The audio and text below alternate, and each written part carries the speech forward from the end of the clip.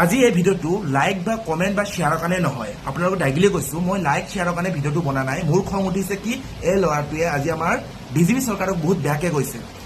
ই কৈছে মাদাৰচত কেলা বিজেপি চৰকাৰ, আৰু এনেকৈ ক'বলৈ সি সাহসত পাইছে। আপোনালোকক মই স্ক্ৰীপ ফটোটো দি আছোঁ, আপোনালোকে চাই লওক। এই তলত লিখা আছে কি কৰি মোক লাইভত মোক এনেকৈ ক'বলৈ সাহস পাইছে সি।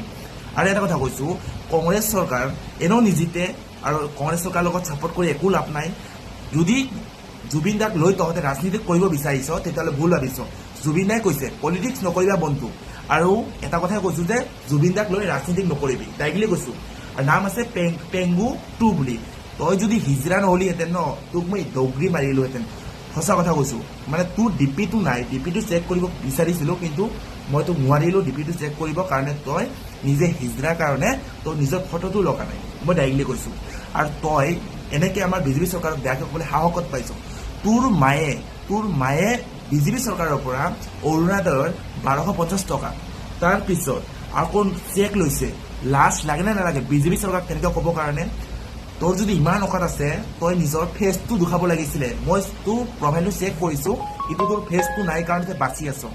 মই এটা কথা তোৰ এৰিলে কৈছোঁ, নেক্সট বাৰ বিজেপি চৰকাৰক বেয়াকৈ ক'বলৈ তই সাহস কৰিবলৈ 10 বাৰ ভাবি ল'বি।